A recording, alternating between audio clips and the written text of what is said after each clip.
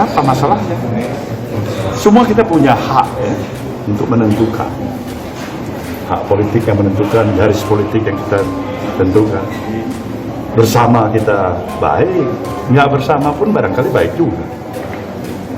Kenapa saya katakan begitu? Karena memang yang paling pokok itu adalah tujuan akhir kita apa? Pengabdian untuk memajukan kepentingan demokrasi kita bersama. Kepentingan kita untuk melihat sebuah stabilitas yang harus tetap terjaga. Mungkin kalian pikirnya agak aneh ketua umum partai politik yang seperti ini. Nggak apa-apa itu.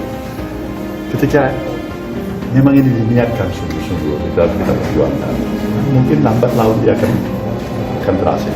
Kekurangan elektoral Mas Anies ada di mana, dan karenanya harus ditambal oleh cawapres yang punya kelebihan elektoral dalam rangka mencapai kemenangan. Oke.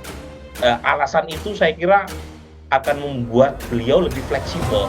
Jadi tidak harus dari Nasdem, tetapi masalahnya adalah Nasdem tidak cukup kalau memakai pendekatan semata-mata dari Bang Surya. Baik. Harus dikompromikan dengan Demokrat, dengan PKS, mau atau tidak dengan tawaran tadi, dan terutama Mas Anies mau atau tidak, karena pengantinya adalah Mas Anies.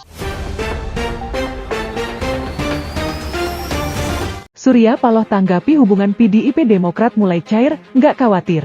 Ketua Umum, Ketum, Partai Nasdem Surya Paloh mengaku tidak khawatir mengenai isu rekonsiliasi PDIP dengan Demokrat. Belakangan hubungan kedua partai yang lama tidak akur mulai mencari. Beberapa waktu lalu, Presiden ke-6 Susilo Bambang Yudhoyono, SBY, juga bercuit di Twitter soal mimpinya bertemu dengan Presiden ke-5 Megawati Soekarnoputri. Nggak khawatir. Karena itu apa masalahnya? Semua punya hak untuk menentukan garis politik yang kita tentukan, kata Surya Paloh kepada awak media seusai memberikan pidato dalam rangka kunjungan kerja dan konsolidasi di kantor DPW Partai Nasdem Bali, Senin, 26 Juni 2023. Menurut Paloh, kebersamaan bisa jadi merupakan kebaikan. Namun, tidak bersama juga bukan berarti tidak baik. Sebab, harus dilihat tujuan akhirnya. Kenapa saya katakan begitu? Karena memang yang paling pokok itu adalah tujuan akhir kita apa, tegasnya. Tujuan akhir yang dimaksud Paloh adalah pengabdian untuk memajukan kepentingan demokrasi Indonesia. Kepentingan kita untuk melihat sebuah stabilitas yang harus tetap terjaga. Mungkin kalian pikir agak aneh ketua umum partai politik seperti ini. Ya, nggak apa-apa itu, ujarnya.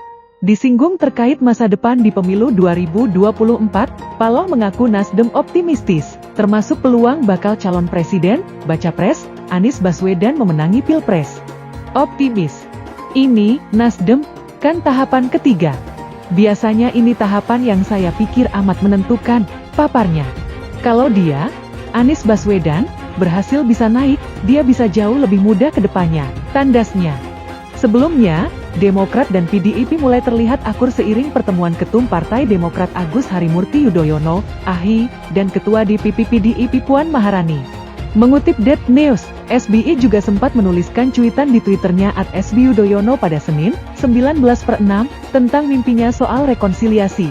SBY bermimpi soal Presiden Joko Widodo dan Ketua Umum PDIP Megawati Soekarnoputri. Dalam cuitannya, SBY bermimpi suatu hari nanti Jokowi mendatanginya ke Cikeas. Mereka kemudian pergi menjemput Megawati di kediamannya untuk selanjutnya berangkat ke stasiun Gambir. Saya bermimpi, di suatu hari Pak Jokowi datang ke rumah saya di Cikeas untuk kemudian bersama-sama menjemput Ibu Megawati di kediamannya. Selanjutnya kami bertiga menuju stasiun Gambir, kata SBY. Selanjutnya, ketiganya sudah ditunggu Presiden ke-8 RI di stasiun Gambir.